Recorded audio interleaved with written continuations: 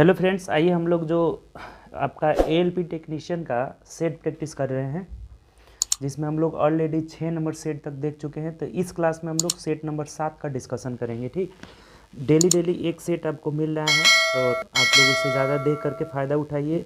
Question का pattern यही रहेगा, लेवल बस थोड़ा बहुत चेंज करेगा, लेकिन पैटर्न यही रहेगा। हम लोग इसमें मैथ और जो न्यूमेरिकल का रहता है क्वेश्चन, उसी का हम लोग सॉल्यूशन करते हैं। ठीक, तो आज सेट नंबर 7 जो प्लेटफॉर्म का है, वॉल्यूम 1, 39 सेट इसमें दिया गया है, जिसमें हम लोग आज सेट नंबर 7 करेंगे इसमें। ठीक, चलिए, अगर आपके पास सेट नहीं होगा तो बिपिन मैथ्स एप्लीकेशन है, गूगल प्ले स्टोर पे अवेलेबल है, उसको जाकर वहाँ से डाउनलोड करके और स्टडी मटेरियल में जाकर देखिएगा तो वहाँ पे सब सेट वाइज डला हुआ है। ठीक, उसका आंसर भी डला हुआ है, पहले आप सेट बना करके फिर आंसर देख लीजिएगा। ठीक, तो चलिए आइए हम लोग डिस्कशन करते हैं। पहला क्वेश्चन देखिए, न्यूमेरिकल और मैथ्स दोनों देखेंगे। तो पहला क्वेश्चन न्यूमेरिकल का ही दिया हुआ है, कह रहे हैं कि चंद्रमा पर जी का मान पृथ्वी पर जी के मान का 1/6 होता है, 1/6 होता है, 1/6 भाग होता है। ठीक, तो ये बोला है कि यदि कोई व्यक्ति पृथ्वी पर 1.5 मीटर 1.5 मीटर ऊंची छलांग लगा सकता है, यानी कि हाई जंप कर सकता है, तो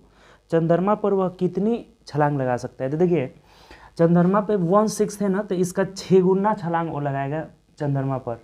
तो जो चंद्रमा पर इसका छलांग होगा, इसका 6 गुना हो जाएगा, तो 15 × 6 = 90, यानी कि 9 मीटर ये उछल जाएगा। ठीक, कभी भी जैसे 1/6 है चंद्रमा पर, जो इसका गुरुत्वाकर्षण है वो पृथ्वी का जी का मान है 1/6 है, तो ये कितना गुना छलांग लगाएगा, 6 गुना हो जाएगा, तो चंद्रमा पे 9 मीटर ऊंचा उड़ेगा। ठीक, मतलब छलांग लगा लेगा। चलिए आगे बढ़ते हैं, नेक्स्ट क्वेश्चन देखिए। अगला क्वेश्चन है एलसीएम एचसीएफ है, कह रहे हैं कि 48 और 54 का आपको क्या करना है, एलसीएम निकालना है। ठीक, एलसीएम एचसीएफ यानी लोएस्ट कॉमन फैक्टर होता है, कभी लिस्ट भी बोला जाता है। अब देखिए इसमें करना क्या है ना, जो ऑप्शन दिया हुआ है वो फैक्टर के रूप में दिया गया है, फैक्टर के रूप में इसको तोड़ लीजिए ना। देखिए, अब कभी भी निकालना हो ना आपको एलसीएम, तो एक किसी का फैक्टर तोड़िए, बड़ा वाला का, तो 9 × 6 = 54 हो जाएगा। जैसे एलसीएम देखिए डायरेक्ट एक लाइन में निकाल लीजिएगा, ये इसका फैक्टर तोड़ेंगे तो 9 × 6 हो जाएगा। अब इसका करेंगे तो 6 × 8 = 48 हो जाएगा, यानी कि 6 है और एक 8 हम ले लेंगे तो ये काम बन जाएगा, यानी कि 9 × 6 × 8 हो जाएगा। अब देख लीजिए ऑप्शन किस में दिया है, 9 × 6 × 8 ऑप्शन नंबर ए में दिया है, तो A is the right answer हो जाएगा। कुछ नहीं है इसमें, बड़ा वाला का फैक्टर तोड़ लिए तो 9 × 6 = 54 हो जाएगा। और फिर 48 में 6 × 8 = 48, तो 6 तो है, सिर्फ 8 ले लेना है, यानी कितना हो जाएगा, ए आंसर हो जाएगा। ठीक, चलिए आगे बढ़ते हैं, नेक्स्ट क्वेश्चन। अगला जो मैथ का क्वेश्चन है ना, 5 नंबर, कह रहा है कि 6% वार्षिक साधारण ब्याज की दर से 6.5 वर्षों में 6.1/2 वर्षों में इतने रुपए हो जाती है। देखिए पिछले भी सेट में आया था, मिश्रधन दिया हुआ है।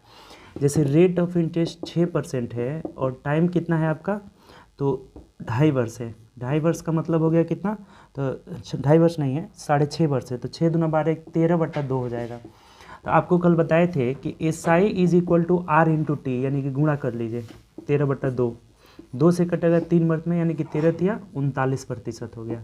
तो जो अमाउंट होता है वो 100 जुड़ जाएगा, यानी कि 139% हो जाएगा। इस 139% का मान ये दिया हुआ है 834 रुपया। तो धनराशि यानी प्रिंसिपल पूछ रहा है, तो प्रिंसिपल हमेशा कितना होता है, 100%। निकाल लीजिए 100% का एक नियम से, 834/139 × 100 हो जाएगा। अब देखिए 9 × 6 = 54, 13 × 6 = 78, 79, 80, 81, 82, 83, आराम से 6 मंथ में यहाँ पे कट जा रहा है। तो 6 मंथ में कट रहा है, इसका मतलब प्रिंसिपल कितना हो जाएगा, 600 रुपया हो जाएगा। इस तरह का क्वेश्चन पिछले सेट में भी आया था, सेट नंबर 6 में। बात क्लियर। SI = RT होता है, तो 39% आ गया, तो 39% तो अमाउंट हमेशा 100 जुड़ जाएगा। 139 का मान दिया था, 100 का मान पूछ रहा था, तो option number A is the right answer. ठीक, चलिए आगे बढ़ते हैं, नेक्स्ट क्वेश्चन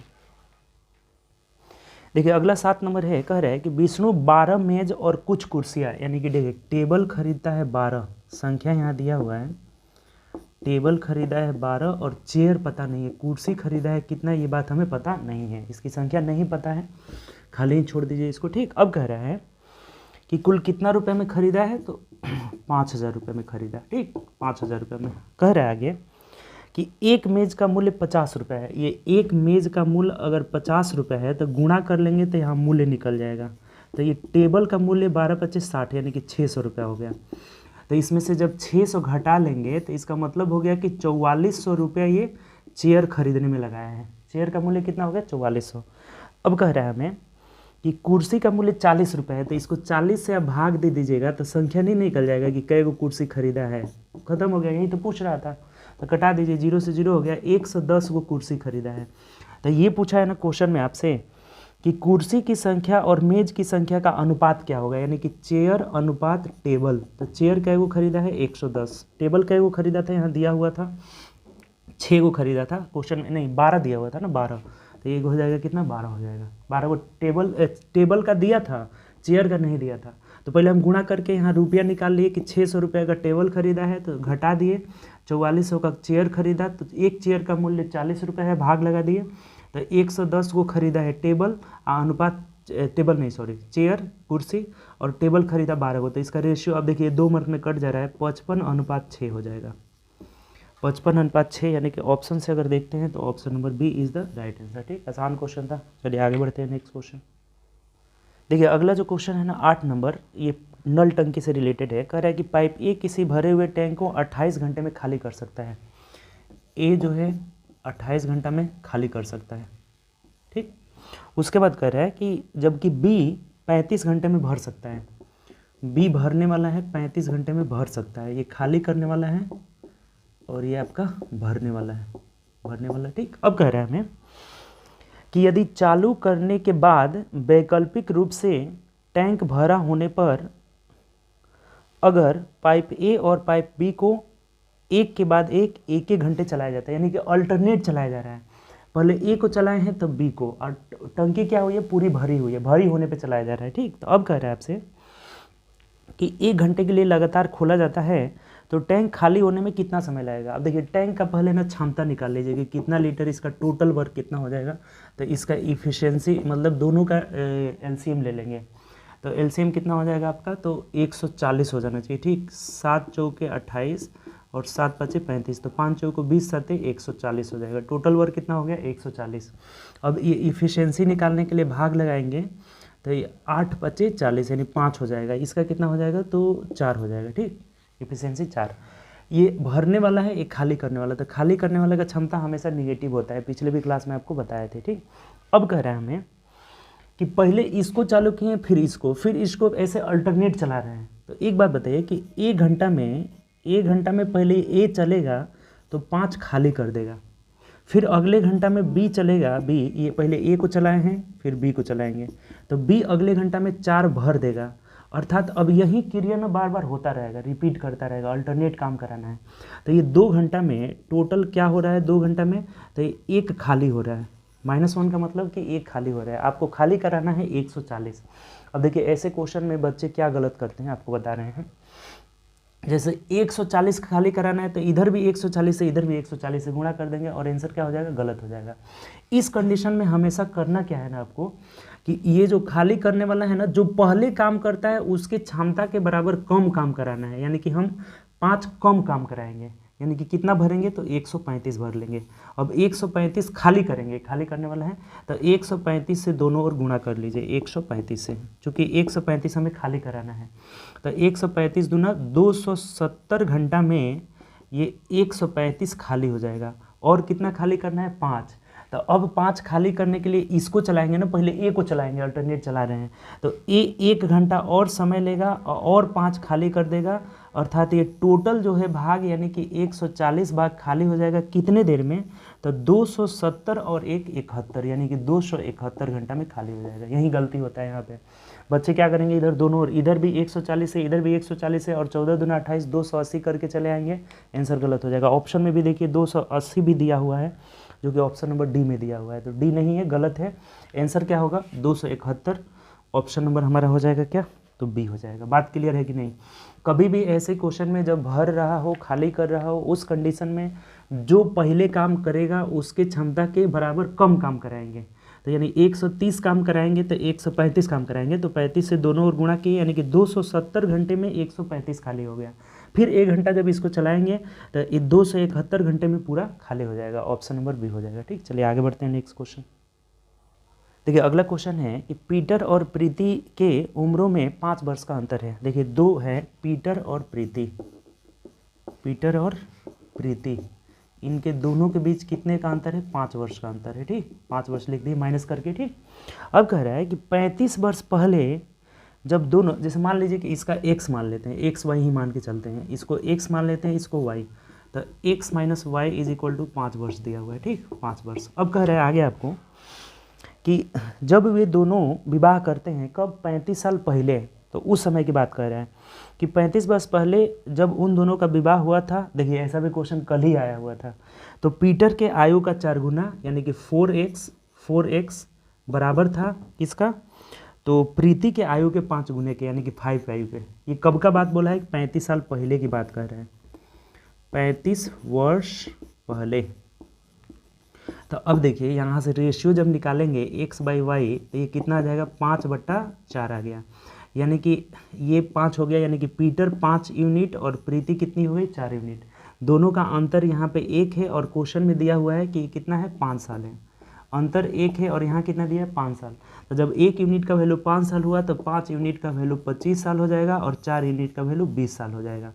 अर्थात पीटर जो है 35 साल पहले 25 साल का था और प्रीति कितने साल का थी, 20 साल की थी। ठीक, तब देखिए क्वेश्चन क्या बोला हुआ है। देखिए एक बात कल भी आपको बताए थे कि ये जो अंतर है ये वर्तमान में चाहे कभी भी दो व्यक्तियों के बीच के एज के बीच के अंतर हमेशा समान रहता है। वो आज की बात करें या 10 साल बाद की बात करें, बुढ़ापा में बात करें, कभी भी कोई अवस्था रहे, अंतर दो व्यक्तियों के बीच हमेशा समान रहेगा। अगर अभी 5 साल का है तो 10 साल के बाद भी 5 साल का रहेगा। तो यहाँ जो था ये 35 साल पहले का अंतर 1 है, तो 1 आज भी रहेगा। 1 यूनिट का वैल्यू 5 वर्ष दिया था, तो 5 यूनिट का वैल्यू 25, 4 का वैल्यू 20। पूछा क्या आपसे कि वर्तमान में उन दोनों की उम्रों का योग क्या है, तो ये 35 साल पहले का है, तो इसमें 35 दोनों में जोड़ देंगे तो ये वर्तमान आयु निकल जाएगा, यानी ये हो जाएगा 60 साल। ठीक है, 5 5 10, 3 2 5 1 6, ये कितना हो जाएगा, 55 साल हो जाएंगे।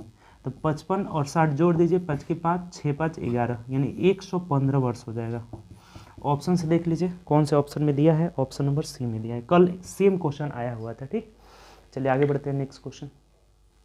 देखिए 23 नंबर क्वेश्चन ना बोला हुआ है कि एक समचतुर्भुज की भुजा की लंबाई 41 मीटर है, सेंटीमीटर है, और इसका क्षेत्रफल 720 सेंटीमीटर स्क्वायर है, वर्ग सेंटीमीटर।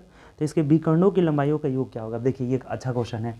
समचतुर्भुज मतलब कि चारों भुजाएं बराबर होती है, चारों भुजाएं इक्वल, यानी ए सभी भुजाएं बराबर हो गई। तो इसका क्या दिया हुआ है, भुजा की लंबाई दिया हुआ है, यानी 41 दिया हुआ है, इसको आप 41 लिख दीजिए। चलिए यही रहने दीजिए, क्या दिक्कत है। ठीक है, इसका क्षेत्रफल 720 वर्ग सेंटीमीटर है, तो इसके विकर्णों के लंबाइयों का योग पूछ रहा है। देखिए जैसे एक विकर्ण d1 मान लेते हैं, एक विकर्ण d2, तो ये पूछा है कि d1 plus d2 is equal to क्या होगा, और आपको दिया हुआ है 4a बराबर नहीं, 4a नहीं 41 दिया हुआ है, a बराबर कितना दिया हुआ है 41, एरिया यानी कि 1/2 d1 इंटू d2, ये दिया हुआ है कितना आपका, तो 720 दिया हुआ है, 720। अब d1 प्लस d2 पूछा हुआ। अब देखिए एक बात आपको अगर पता होगा, इसके विकर्ण और भुजा में रिलेशन होता है 4a square is equal to d1 square plus d2 square. ये बात आप ध्यान रखेंगे। 4a कैसे निकाला जाता है, तो इसके विकर्ण एक दूसरे को समकोण पे कट करते हैं, समविभाजित करते हैं, तो ये d/2 हो जाएगा, ये d1/2 हो जाएगा, ये d2/2, तो वर्ग करेंगे तो d1 square plus d2 square बराबर 2 का वर्ग 4 हो जाएगा, तो 4a स्क्वायर हो जाएगा, क्योंकि ये समकोण त्रिभुज एक बन रहा है, तो पाइथागोरस से निकलता है। ठीक, अब हमें निकालना है ना d1 प्लस d2। अब देखिए करेंगे क्या, आपको बता रहे हैं। जैसे आपको पता होगा कि d1 प्लस d2 का अगर मान निकालेंगे, होल स्क्वायर करते हैं, तो ये d1 square plus d2 square plus 2d1 into d2, 2d1 into d2 हमें हो जाता है। ठीक, तो अगर ये स्क्वायर जब हटाएंगे तो ये क्या हो जाएगा, रूट में हो जाएगा। इसी का हमें मान पूछा है कि d1 प्लस d2 विकर्णों का योग क्या होगा। आपके पास इसका भी मान दिया हुआ है और इसका भी मान दिया हुआ है। कहाँ पे दिया है, देखिए जैसे ये d1 square plus d2 square बराबर 4a स्क्वायर है, इसको मिटा देते हैं। ठीक, 4a स्क्वायर है, तो ये 4 गुणे a स्क्वायर, a का मान कितना है 41, तो 41 का होल स्क्वायर करेंगे तो 1 एकम 1 और 4 दूना 8 हो जाएगा, 1 एकम 1, 4 दूना 8, 4 चौके 16, 16 से 81 हो गया। अब इसको गुणा कर लीजिए, 4 की 4 ही हो जाएगा। ठीक, इधर गुणा कर लेते हैं, 4 की 4, 8 चौके 32 कर 2 हासिल 3 हो जाएगा, 16 चौके 64, 65 66 67, यानी कि 6724 हो गया आपका क्या, तो 4d1² प्लस d2²। आइए जो 2d1 d2 है यहाँ दिया हुआ है, देखिए ये अगर आप d1 d2 निकालेंगे तो ये 1440 आ जाएगा, गुणा कर लेंगे 2 से तो 1440। तो यहाँ 2d1 d2 है, 2d1 d2, तो इसका 2 गुना कर देना है तो ये 2880 हो जाएगा। अब मान रख दीजिए, कुछ है ही नहीं, यहाँ मान रख लेंगे तो इसका मान आया है कितना आपका, तो 6724 प्लस इसका मान कितना आया है 2880, 2880। अब जोड़ दीजिए दोनों को, अब वर्गमूल निकाल दीजिए, चर की 4 हो जाएगा, 8 2 10 कर 0 8 से 1 हो जाएगा, 8 7 15 1 16 का 6 8 से 1 हो जाएगा, 6 2 8 1 9 हो जाएगा। अब 9604 का वर्गमूल होता है ना 98, ये 98 आपको बताएंगे कैसे होता है, बहुत इंटरेस्टिंग है, सब आसानी से निकाल सकते हैं। तो ये 98 सेंटीमीटर हो जाएगा। ठीक, पहले तो आप इसको समझिए, ये बढ़िया क्वेश्चन है, बहुत मस्त क्वेश्चन है, वीवीआई कर लीजिए इसको। ठीक, और ऐसा क्वेश्चन ये नहीं है कि पहली बार पूछा हुआ है, एसएससी में बहुत बार पूछा हुआ है ऐसा क्वेश्चन। ठीक, देखिए समझिए जरा, ये रिलेशन होता है, इस रिलेशन को याद कर लेंगे, समचतुर्भुज के भुजा और विकर्णों में रिलेशन होता है 4a² बराबर d1² प्लस d2²। ठीक, तो यहाँ पे ये a का मान दिया हुआ था तो हम d1² प्लस d2² निकाल लिए, 4 की 4, और a का मान 41 का वर्ग कर लिए, दोनों को गुणा कर लीजिए, इतना आ गया। ठीक, उसके बाद से ये 1/2 d1 d2, एरिया जो होता है 1/2 d1 इंटू d2, तो यहाँ से d1 d2 का मान निकाल लिए तो ये हो जाएगा 1440। तो 2d1 d2 इसलिए निकाले हैं कि हमें क्वेश्चन पूछा है कि d1 प्लस d2 बराबर क्या होगा, तो d1 प्लस d2 का होल स्क्वायर बराबर d1² plus d2² plus 2d1 d2 होता है। तो जब d1 d2 निकालेंगे तो ये वर्गमूल में आ जाएगा। अब इसका मान यहाँ से निकाले थे तो रख दिए, इसका भी मान यहाँ रख दिए, दोनों जोड़ करके 98 का वर्गमूल हो जाएगा। अब 98 का ये वर्गमूल कैसे हो रहा है, जैसे 98 का वर्ग, ये 100 से 2 कम है ना, तो 2 लिख दे, 2 का वर्ग करके इधर 2 डिजिट लिख लिया जाता है। ये आपको हालांकि बताए हुए चैनल पे वर्ग निकालना। तो ये 2 दूनी के 4 हो जाएगा, और 98 में से 2 घटा लीजिए तो ये कितना हो जाएगा 96, यानी कि इसका जो वर्ग हो जाएगा ना 9604 हो जाएगा। तो 9604 का वर्गमूल 98 हो जाएगा। ठीक, चलिए आगे बढ़ते हैं। ये आप ये ट्रिक अगर देखना चाहते हैं तो बताए हुए हैं, यूट्यूब पे ही बताए हुए हैं, जा करके देख लीजिए, सब बताए हैं वहाँ पे। ठीक, चलिए आगे बढ़ते हैं नेक्स्ट क्वेश्चन। देखिए अगला जो नेक्स्ट क्वेश्चन है ना मैथ का, वो 26 नंबर है। ये दिया हुआ है ना 493 भागे 29 बराबर दिया हुआ है 17। तो बोला है आपसे 4.93 और भागे को बाद बट्टा में लिख देते हैं 0.0017। अब देखिए कुछ इसमें है नहीं, मतलब कि ये 493/29 का मान 17 दिया हुआ है। तो सबसे पहले ना हम पॉइंट का बात यहाँ पे करते हैं। ये जब पॉइंट हटेगा तो ऊपर जो हो जाएगा ना 4 गो जीरो आ जाएगा, 4 अंक है। ये जब पॉइंट हटाएंगे तो 2 जीरो इससे क्या हो जाएगा, कट जाएगा। इसका जो मान दिया है ना, ये अब तो पॉइंट खत्म हो गया, तो इसका मान यहाँ 17 दिया है, तो 17 × 100 कर लेंगे, यानी कितना आ जाएगा 1700। आसान क्वेश्चन था। ऑप्शन से देखिए, ऑप्शन नंबर हमारा 1 मिनट रुक जाइए, 493/17 उल्टा कर दिए क्या, ओहो, यहाँ पे 29 हो जाएगा ना। ये जब 493/17 करेंगे तो इसका मान 29 हो जाएगा, तो यहाँ 2900 हो जाएगा हमारा ना, 2900 हो जाएगा। ऑप्शन से देख लीजिए 2900 ऑप्शन नंबर डी में है। देखिए अब ये उल्टा दे दिया था, यहाँ दिया हुआ है 493/29 का मान 17 दिया हुआ है, तो अब 493/17 करेंगे तो ये 29 हो जाएगा। और यहाँ 493 में 17 से भाग देंगे तो 29 आएगा, दशमलव को जब हटाए तो यहाँ 100 दिया था, तो 2900 हो जाएगा। ऑप्शन नंबर क्या हो जाएगा, डी हो जाएगा। ठीक, चलिए आगे बढ़ते हैं नेक्स्ट क्वेश्चन। देखिए अगला जो है 28 नंबर क्वेश्चन दिया है मैथ की, लाल हरे और गुलाबी टोकन वाले बैग में लाल रंग के टोकन और हरे रंग के टोकन का अनुपात दिया है। देखिए रेड और ग्रीन का रेशियो दिया हुआ है कितना, तो 5:12 दिया हुआ है। ठीक, और उसके बाद कह रहा है कि गुलाबी टोकन और लाल टोकन, यानी कि अब दिया हुआ है पिंक और रेड का, ये कितना दिया हुआ है इसमें, तो 7:15 दिया हुआ है, 7:15। तो बोला है आपसे कि हरे टोकन का गुलाबी टोकन। अब देखिए एक बात आपको पता होगा कि ये A/B, तो यहाँ B/C रहता है हमेशा, A/B B/C, यानी कि अल्टरनेट रहता है, जो कॉमन रहता है उसको सीधा लिखते हैं। ऐसे लिख दीजिए A/B/C, यानी कि दोनों में कॉमन क्या है, तो रेड कॉमन है, यानी कि रेड को हमेशा बीच में रखेंगे। तो यहाँ ग्रीन अनुपात रेड अनुपात पिंक हो जाएगा, मान निकल जाएगा आराम से। जैसे ग्रीन अनुपात रेड का मान हो जाएगा 12:5 हो जाएगा, और यहाँ दिया हुआ है कि पिंक अनुपात रेड, तो रेड अनुपात पिंक हो जाएगा कितना, तो 15:7 हो जाएगा। कुछ नहीं है, ये 5 है तो यहाँ से 5 भर लेंगे, ये 15 है तो यहाँ 15 भर लेंगे। अब 5 5 ये 5 3 15 कट जा रहा है, तो 12 3 36:15:7 हो जाएगा, तीनों का रेशियो। तो आपको यहाँ पे पूछा है किसका किसका रेशियो निकालने के लिए, बोला है कि हरे टोकन यानी ग्रीन और पिंक का रेशियो पूछा हुआ है। तो ग्रीन का रेशियो 36 है और पिंक का रेशियो 7 है, तो 36:7 आपका हो जाएगा। ऑप्शन से देखिए, ऑप्शन नंबर बी हो जाएगा। आसान सा क्वेश्चन है, जो कॉमन रहता है उसे बीच में रखते हैं हमेशा।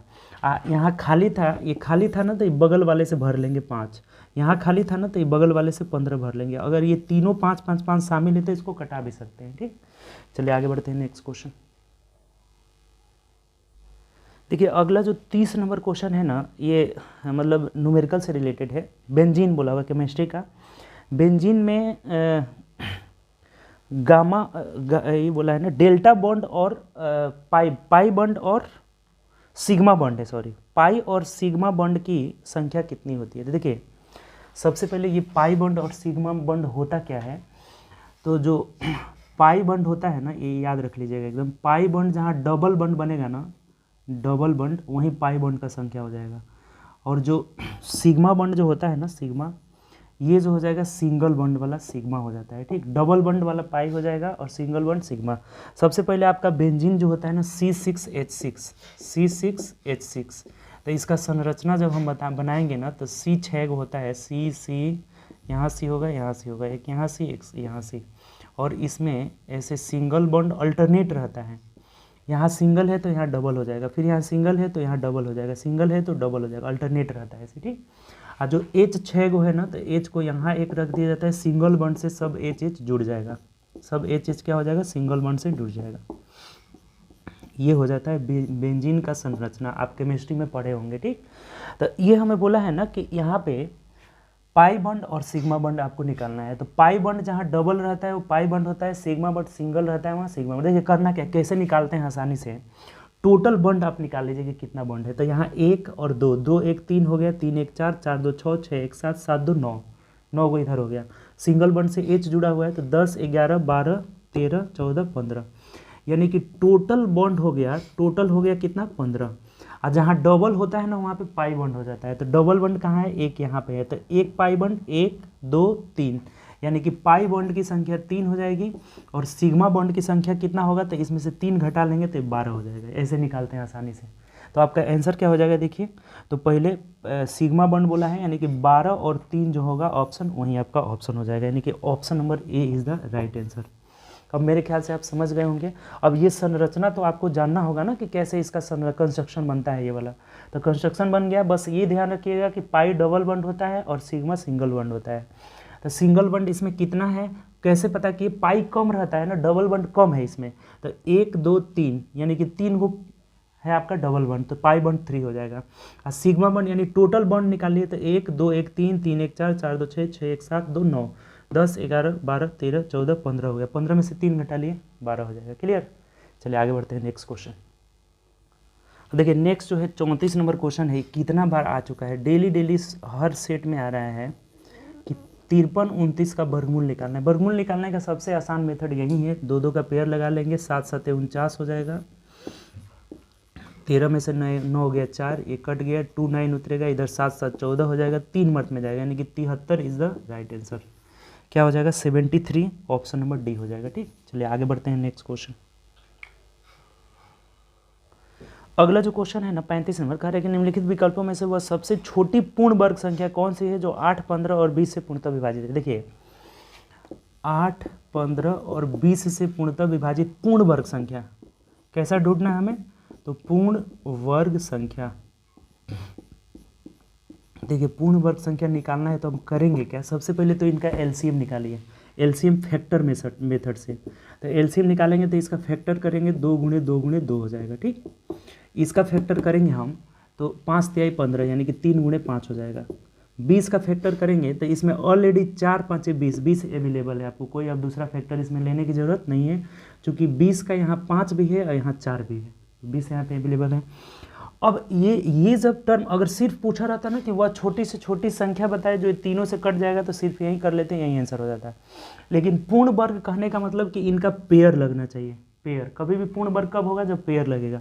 तो ये 2 का पेयर यहाँ पे लगा हुआ है, इस 2 का पेयर नहीं है तो 1 2 से गुणा कर लेंगे, इस 3 का भी पेयर नहीं है तो 1 3 से गुणा कर लेंगे, 5 का भी पेयर नहीं है तो 1 5 से गुणा कर लेंगे। अब सबको गुणा कर लीजिए, आराम से आ जाएगा। यानी कि 2 दूनी के 4, 4 दूनी के 8, 8 दूना 16, 16 पच्चे 80, 80 पच्चे कितना हो जाएगा 400, और 409 कितना हो जाएगा 3600 आंसर हो जाएगा। 3600 इज द राइट आंसर। जब भी ये पूर्ण वर्ग बोलेगा तो हमेशा पूर्ण वर्ग संख्या आता है, जैसे 3600 का वर्गमूल 60 हो जाएगा, तो वैसे ही आता है। तो आंसर हमारा क्या हो जाएगा, ए हो जाएगा। बात समझ गए कि पूर्ण वर्ग बोलेगा तो पेयर लगा लेंगे हमेशा, ठीक। चलिए आगे बढ़ते हैं, नेक्स्ट क्वेश्चन। 36 नंबर क्वेश्चन है ना कि 10.2/3 यानी 10 तिहाई 30 और 2 32, 32/3 को किस संख्या से भाग दिया जाए। तो मान लीजिए हम x से भाग दे रहे हैं, तो भाग देंगे तो नीचे आ जाएगा x। मान लेते हैं कि वो संख्या क्या है, x से भाग दे रहे हैं, तो क्या आ जाए, ताकि 20 आ जाए। क्या आ जाना चाहिए, 20। अब देखिए कितना सिंपल है, x का मान निकाल लेना है। 4 पच्चे 20 और 4 आठे 32 हो जाएगा, यानी कि 5x = 8/3 हो गया। तो x का मान हो जाएगा 8/15 और यही आंसर हो जाएगा, यानी 8/15 से भाग देंगे, ऑप्शन नंबर सी हो जाएगा। आसान था ये क्वेश्चन। चलिए आगे बढ़ते हैं। देखिए अगला जो क्वेश्चन है हमारा 39 नंबर, कह रहा है कि 10 ओम के 2 समान प्रतिरोध समानांतर रूप से जुड़े हुए हैं। समानांतर रूप से 2 प्रतिरोध जुड़े हुए हैं और यह संयोजक 10 ओम के तीसरे प्रतिरोध से जुड़ जाता है, तो संयोजक का समकक्ष प्रतिरोध क्या होगा। देखिए जब भी आपको पता होगा कि ये क्या है, समानांतर रूप से जुड़ रहे हैं 2 प्रतिरोध, 10 ओम का है, ठीक, और इसको फिर एक और 10 ओम के प्रतिरोध से जोड़ देते हैं। यहाँ से एक और प्रतिरोध जोड़ दिए हैं 10 ओम के, ये भी 10 ओम है, ये भी 10 और ये भी 10 है, ठीक। मतलब ये तो दोनों पैरेलल है और ये सीरीज हो जाता है। तो इसका संयोजी समकक्ष जो है प्रतिरोध निकालना हो तो करेंगे, आपको पता ही होगा। जब पैरेलल जुड़ता है तो 1/r यानी कि 1/r1 + 1/r2 हो जाता है। अब जब सीरीज में जुड़ता है तो ये पैरेलल हो गया। जब सीरीज में जुड़ता है तो सिर्फ नॉर्मल जोड़ देंगे, यानी इस 10 का जब संयोजकता निकालेंगे तो 1/10 + 1/10 हो जाएगा। तो पहले इसको जोड़ लीजिए, यानी कि 2/10 का मतलब क्या हो जाएगा, तो 1/5 हो जाएगा। अब इसको उलट दिया जाता है, यानी R इक्विवेलेंट कितना हो जाएगा, 5 ओम का हो जाएगा, ठीक। इसको हमेशा क्या करते हैं, उलट देते हैं। अब ये 10 ओम के साथ जुड़ा हुआ है, ये टोटल 5 ओम आ गया, तो 5 ओम + 10 ओम। अब तो ये जो है सीरीज में जुड़ा हुआ है ना, पैरेलल नहीं जुड़ा हुआ है, तो 10 5 कितना हो जाएगा, 15 ओम। यानी इसका जो संयोजकता हो जाएगा 15 ओम हो जाएगा। ऑप्शन से देख लीजिए, ऑप्शन नंबर सी में दिया है, तो सी इज़ द राइट आंसर। यानी कि पैरेलल जब रहेगा तो 1/r1 1/r2, ये हमेशा क्या करते हैं, इसको इन्वर्स कर लेते हैं। तो इन दोनों को जब जोड़े 1/10 1/10 यानी कि 2/10 यानी 1/5, इसका मतलब R इक्विवेलेंट ऊपर जाएगा तो 5 हो जाएगा, और 5 यहाँ 10 यहाँ, यानी कि 15 ओम हो जाएगा। ऑप्शन नंबर सी हो जाएगा, ठीक। चलिए आगे बढ़ते हैं, नेक्स्ट क्वेश्चन।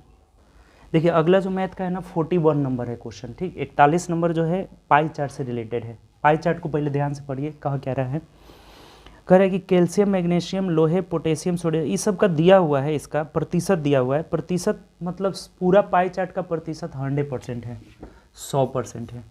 तो इस 100% का मान देखिए दिया हुआ है नीचे, कह रहा है कि खनिज के 100 IU अंतर्राष्ट्रीय इकाई है, कोई IU, तो ये टोटल 100 नहीं 1000 IU है, 1000 IUI, ठीक है, क्या है, तो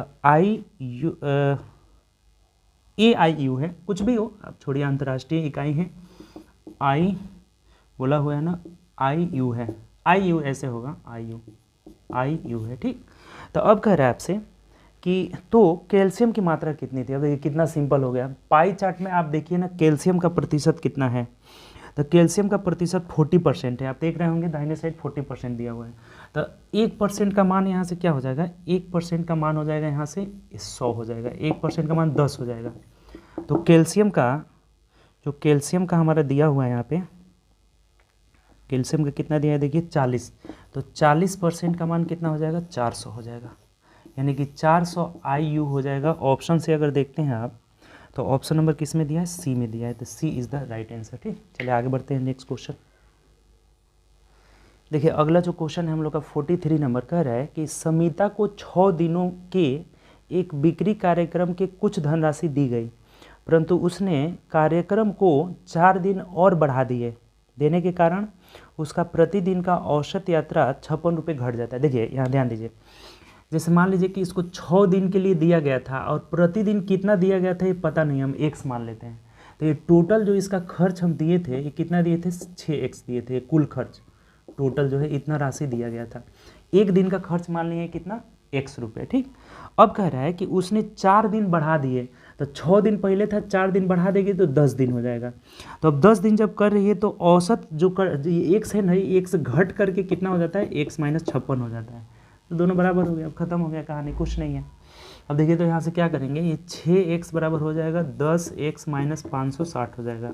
तो ये इधर जाएगा यानी कि 4x इज इक्वल टू 560 हो जाएगा। तो x का मान हो जाएगा 14 चौके 56, 140 हो जाएगा। ठीक, तो ये बोला है ना कि टोटल उसको कितना दिए थे शुरू में, तो ये 6x दिए थे, 6x यानी 14 छक 84, 840 रुपये टोटल दिया गया था।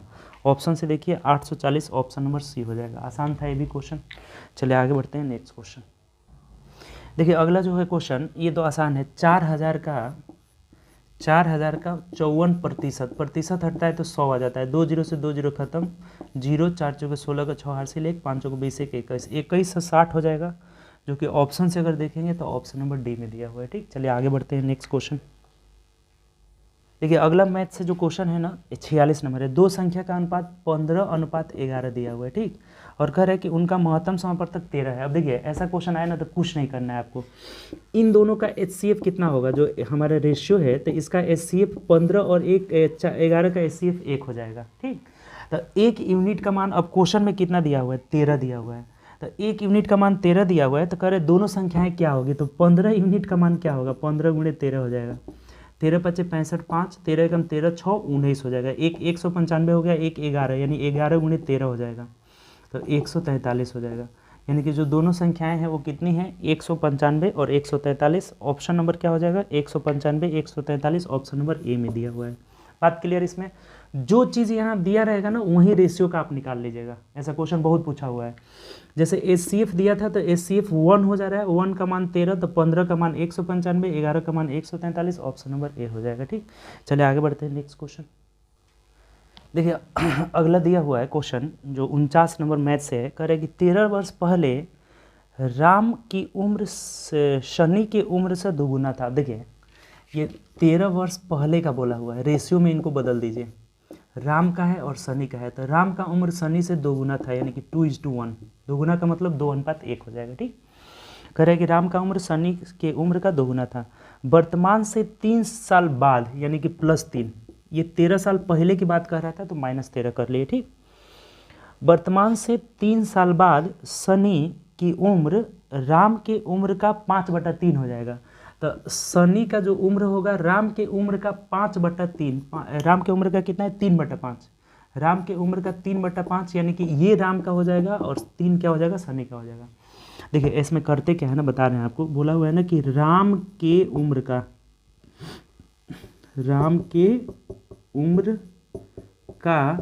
3/5। जब भी ऐसा क्वेश्चन आपको कहीं भी दिखाई दे तो ये जो यहाँ दिया रहेगा ना जिससे रिलेशन, वो नीचे वाला हो जाता है, 5 हो जाता है। यानी राम का 5 हो जाएगा और जो शनि है उसका कितना हो जाएगा, 3 यूनिट, अंश वाला शनि का हो जाएगा। ठीक, तो अब क्या देखिए, अब आगे क्या कह रहा है। ठीक, तो बोला है कि राम की वर्तमान उम्र बताएं क्या होगा। अब वर्तमान उम्र निकालना है। देखिए कुछ नहीं है क्वेश्चन में, इधर ये 13 साल पहले की बात कर रहा था, फिर 3 साल बाद, तो 13 3 16 साल हो जाएगा। 16 वर्ष का इधर डिफरेंस हो गया। इधर भी डिफरेंस सेम होना चाहिए, तो डिफरेंस 5 में से 2 गया 3, 3 में से 1 गया 2 आ रहा है, तो नहीं आ रहा है। तो नहीं आ रहा है तो इसके अंतर से यानी कि 5 में से 3 गया, 2 से ऊपर गुणा कर लेंगे और 1 से नीचे, यानी कितना आ जाएगा, तो 4:1 आ गया। इधर हो गया 5:3 हो गया। अब देखिए अंतर, 5 में से 4 गया 1, 3 में से 2 हो जाएगा ना जी, यहाँ 2 से गुणा करेंगे तो 3 में से 2 गया 1, यानी 1 यूनिट का वैल्यू 16 वर्ष हो गया। 1 यूनिट का वैल्यू कितना हुआ, 16 वर्ष। तो ये राम का वर्तमान उम्र पूछा हुआ है, तो ये 5 यूनिट का वैल्यू निकाल लेंगे तो 16 × 5 = 80 वर्ष हो जाएगा। तो ये 80 वर्ष कब का निकला है, 3 साल बाद का, तो इसमें से 3 घटा दीजिए ना तो 77 वर्तमान निकल जाएगा। बहुत आसान क्वेश्चन है। ऐसा क्वेश्चन आए कुछ भी एक्स वाई जेड मानने की जरूरत नहीं है। रेशियो मेथड से अभी तक ऐसा 3-4 सेट में आ चुका है क्वेश्चन, अभी जब से बता रहे हैं। तो ये थोड़ा सा रिटेन में दिया हुआ था, तो 13 वर्ष पहले 2 गुना था, तो 2:1, 3 साल बाद 3/5 हो गया, तो 5/3 हो जाएगा। अंतर सेम आना चाहिए, चूंकि इधर 16 वर्ष का अंतर है, तो सेम नहीं आता है अंतर, तो क्या करते हैं, इसके अंतर से ऊपर इसके अंतर से नीचे गुणा कर लिए, तो 1 यूनिट का वैल्यू 16। तो राम का वर्तमान पूछा हुआ था, तब 3 यूनिट का वैल्यू 5 यूनिट का वैल्यू 16/80। 3 साल पहले का था, बाद का था, 3 साल बाद का था, तो 3 घटा लिए, वर्तमान निकल गया। ठीक, चलिए आगे बढ़ते हैं। नेक्स्ट क्वेश्चन देखिए, अगला जो मैथ का क्वेश्चन है ना, 53 नंबर, कह रहा है कि एक गेंद को 10 मीटर की ऊंचाई, मैथ नहीं है ये, आपका है क्या फिजिक्स का न्यूमेरिकल है। एक गेंद को 10 मीटर ऊंचाई से गिराया जाता है, तो यह जमीन पर टकराता है और फिर जैसे मान लीजिए कि 10 मीटर से गिराए हैं, तो यहाँ ग्राउंड पे टकराता है, ये 10 ऊंचाई था 10 मीटर, और फिर दोबारा 10 मीटर तक अब नहीं जाता है, 2.5 मीटर तक जाता है, फिर दोबारा कितना जाता है, 2.5 मीटर, 2.5 मीटर, ठीक, ये जाता है। ठीक, तो अब कह रहा है कि वापस जाता है, तो गतिज ऊर्जा में, अब देखिए एक बात आप जो है ना ऊर्जा संरक्षण के सिद्धांत से जो होता है, काइनेटिक एनर्जी हाफ के जो होता है, हाफ mv², 1/2 mv², और जो पोटेंशियल एनर्जी होता है ना, mgh होता है, mgh। तो जब ये g का मान, तो आपको पता है कि g का मान क्या होता है, 9.8 हो जाता है, 9.8 मीटर पर सेकेंड स्क्वायर हो जाता है। ठीक, तो यहाँ से आपको h दिया हुआ है, जैसे ये g का मान, m का मान, m तो ये कट जाएगा, दोनों में m रहेगा, तो mg तो कट ही जाएगा, इसका कोई चर्चा भी नहीं करना है, mg दोनों क्या हो जाएगा, कट जाएगा, कुछ भी हो मान, उसको रखने की कोई ज़रूरत ही नहीं है। तो ये बोला है कि कितने ऊंचा, मतलब कि जो इसका ऊर्जा है ना, गतिज ऊर्जा, उसमें कितने प्रतिशत की कमी हुई। तब एक बात बताइए कि पहले जो गतिज ऊर्जा था, तो गतिज ऊर्जा और स्थितिज ऊर्जा दोनों हम एक ही करके बना लेंगे, क्योंकि ऊर्जा संरक्षण के सिद्धांत से दोनों एक ही चीज़ हो जाएगा। तो अब इसको जब लेंगे ना, तो आपको भी निकालना पड़ेगा, इसमें वेग निकालना पड़ेगा, और जब ये पोटेंशियल एनर्जी लेंगे तो mgh हो जाएगा, जो कि h का मान दिया है, कुछ भी आपको निकालने की जरूरत नहीं पड़ेगी। तो हम लोग पोटेंशियल एनर्जी से ही इसका निकाल लेंगे। तो पोटेंशियल एनर्जी में जो कमी आएगा ना, ये पूछा है कमी कितना होगा, तो कमी का प्रतिशत पूछा है, तो कमी प्रतिशत क्या होगा। तो अब एक बात बताइए कि ये mg तो कट जाएगा दोनों में, यानी कि सिर्फ हाइट से लेंगे, तो पहले हाइट 10 था, अब हाइट कितना हो गया, 2.5, तो कमी कितने का हुआ, तो 10 - 2.5 हो गया, और बट्टा नीचे टोटल 10 रह जाएगा, और प्रतिशत के लिए क्या करेंगे, 100 से गुणा कर लेंगे, सिंपल सी बात हो गई। तब ये हो गया आपका 7.5 हो जाएगा, 7.5/10 × 100 हो जाएगा, 0 से 0 कटा, पॉइंट से ये भी कट जाएगा, यानी कि 75% की कमी हो जाएगा। तो ये क्वेश्चन अच्छा क्वेश्चन था, बहुत आसानी से हम लोग बना लिए। पोटेंशियल एनर्जी, काइनेटिक एनर्जी दोनों को एक ही ले लेंगे, ऊपर भी mg रहेगा, नीचे भी mg, दोनों में क्या हो जाएगा, कट जाएगा। तो इसीलिए हम सिर्फ हाइट को लेकर के बना लिए कि कितना प्रतिशत की कमी आई, 75%। इस तरह का क्वेश्चन आया हुआ है। ठीक, चलिए आगे बढ़ते हैं। नेक्स्ट क्वेश्चन देखिए, 59 नंबर है कि एक ट्रेन 375 मीटर लंबे प्लेटफॉर्म को 27 सेकेंड में पार करती है। यदि ट्रेन की गति 70 किलोमीटर/आवर है, तो ट्रेन की लंबाई, अब देखिए जब ट्रेन प्लेटफॉर्म को पार करती है या सुरंग को पार करती है, आपको बताए थे कि दोनों के लंबाई के योग को पार करेगी। तो यहाँ हो जाता है समय बराबर दूरी की जगह ट्रेन की लंबाई प्लस प्लेटफॉर्म की लंबाई, और बट्टा ट्रेन का स्पीड ले लेते हैं। ट्रेन का क्या ले लेंगे, स्पीड। तब सिंपल है, कर लीजिए कितना आ जा रहा है, यानी 27 सेकेंड दिया हुआ है। ट्रेन की लंबाई हमें दिया है, एक ट्रेन इतना मीटर लंबी है, 375 दिया हुआ है। प्लेटफॉर्म की लंबाई पता नहीं है, x मान लीजिए, वही निकालना है हमें। ट्रेन की लंबाई निकालना है, ये प्लेटफॉर्म का दिया हुआ है, तो कुछ भी मान लीजिए। ट्रेन की लंबाई नहीं दिया हुआ है, तो इसको x मान लेते हैं, x, और बट्टा ट्रेन की चाल है 70 किलोमीटर/आवर। तो मीटर पर सेकेंड में बनाने के लिए क्या करेंगे, 5/18 से गुणा कर लेंगे, 18 ऊपर चला जाएगा, 9 दूना 18, 29 27। अब कटा देना है, कुछ नहीं है, 2 से कटाएंगे, 35 मिनट में कटेगा। अब इधर गुणा कर लीजिए, तो 35 तिहाई 5 तिहाई 15 और 3 3 के 9 1 10, 105 में अगर 5 से गुणा करेंगे तो 325, 1 मिनट रुक जाइए, 5 तिहाई 15, 5 हासिल 1 हो जाएगा, 3 3 के 9 1 10, इसको 5 से गुणा किए तो 525 हो जाएगा ना जी। तो 525 - 375 हो जाएगा हमारा x का मान। कितना आ जा रहा है, 0, 12 में से 7 गया 5, और यहाँ कितना हो गया, 4 में से 3 गया, कितना हो गया, 4 में से 3 गया 1, यानी 150 मीटर लंबा हो जाएगा। यही हमारा आंसर हो जाएगा। देख लीजिए ऑप्शन, तो ऑप्शन नंबर डी हो जाएगा, D is the right answer. बात क्लियर हुआ कि नहीं आपको। कभी भी ट्रेन अगर प्लेटफॉर्म को पार करती है तो समय बराबर दूरी के जगह दोनों के लंबाई और बटा ट्रेन का स्पीड हो जाएगा। इसको रख के आराम से निकाल लिए। स्पीड किलोमीटर पर आवर था तो मीटर पर सेकेंड में बदल लिए। ठीक, चलिए आगे बढ़ते हैं नेक्स्ट क्वेश्चन। देखिए 61 नंबर क्वेश्चन कह रहे हैं ना कि ए बी साथ मिलकर किसी काम को 12 दिन में पूरा करते हैं। यदि ए अकेला काम करता है और आधा काम पूरा करता है और बी को छोड़ देता है और बी इस काम को पूरा करता है तो इस प्रकार काम 25 दिन में लगते हैं, मतलब समय 25 दिन लगते हैं। यदि ए बी, अब देखिए इस तरह का क्वेश्चन बहुत ज़्यादा पूछा हुआ है, सांद्रा म्यूरी वाला क्वेश्चन, चाहे ऐसा क्वेश्चन बहुत पूछा हुआ है। अगर ये पूरा डिटेल पढ़ना चाहते हैं ना तो यूट्यूब पे ही पढ़ाए हुए हैं, टाइम एंड वर्क, वहाँ से जा करके देख सकते हैं। टाइप 7 में पढ़ाए थे, टोटल 9 टाइप में पढ़ाए हैं। अब यहाँ पे हम बता देते हैं, देखिए इसको बनाते कैसे हैं। तो ए बी दोनों मिल करके 12 दिन में करते हैं। तो आप क्या करिए ना कि टोटल वर्क कुछ ले लीजिए, इसका मल्टीपल, जैसे 12 × 5 = 60 ले लेते हैं। 5 इसलिए ले रहे हैं ना कि ए बी निकालना आसान रहेगा, दोनों अलग अलग है। तो ये 60 लेंगे ना तो इनका जो इफिशियंसी आ जाएगा ना 5 आ जाएगा। और 5 में ए भी है और बी भी है, और क्वेश्चन में बोला है कि बी का मान बड़ा है। यहाँ पे क्वेश्चन में बोला है कि B is greater than A, B A की तुलना में बड़ा है। अब देखिए अब 5 को जैसे बड़ा बड़ा बांटेंगे तो ये 2 बांट लेते हैं, 3 बांट लेते हैं। टोटल वर्क कितना है 60। तो इस 60 में से ए 30 किया है और बी 30 किया है। इसको ए किया है, इसको बी किया, आधा आधा काम किए हैं। तो ये जो 2-3 माने हैं ये सही है कि गलत है कैसे चेक करेंगे? तो यहाँ पे काम करा लेते हैं, दोनों आधा आधा काम किए हैं। तो ए का क्षमता जब 2 माने हैं तो 30 काम करने में 15 दिन लगेगा, प्लस बी का क्षमता 3 माने हैं तो 10 दिन लगेगा। तो ये कितना हो जाएगा 25 दिन हो जाएगा, जो कि क्वेश्चन में दिया भी था कि दोनों जब ऐसे काम करते हैं तो 25 दिन लगता है। इसका मतलब ये क्षमता आपका क्या है, सही है। ये और किसी भी मेथड से बनाइएगा ना तो द्विघात समीकरण से बनेगा। तो अब क्या बोला क्या है आपसे कि बी कितने दिन में काम को करेगा? तो टोटल काम 60 है तो बी का क्षमता कितना है 3 से भाग लगा दीजिए, यानी कि 20 दिन में काम को करेगा। बहुत आसान मेथड है ये, और भी इस पे डिटेल 4-5 क्वेश्चन बताए हैं, इसका डिटेल भी बताए हुए हैं जो यूट्यूब पे पड़ा हुआ है, जाकर वहाँ से देख लीजिए। ठीक, टोटल वर्क हमेशा इसका गुणज मानते हैं। 5 आया, 5 में बी बड़ा था तो 2-3 मान करके हम चेक किए तो मेरा सही निकला, तो यही सही है।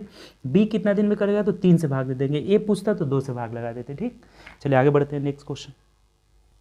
देखिए अगला क्वेश्चन है कि किसी समचतुर्भुज की एक भुजा 13 है और इसका एक विकर्ण 10 है। तो अब देखिए अभी आया हुआ था समचतुर्भुज कि विकर्ण और भुजा में रिलेशन था कि 4a² = d1² + d2², अभी आया हुआ था।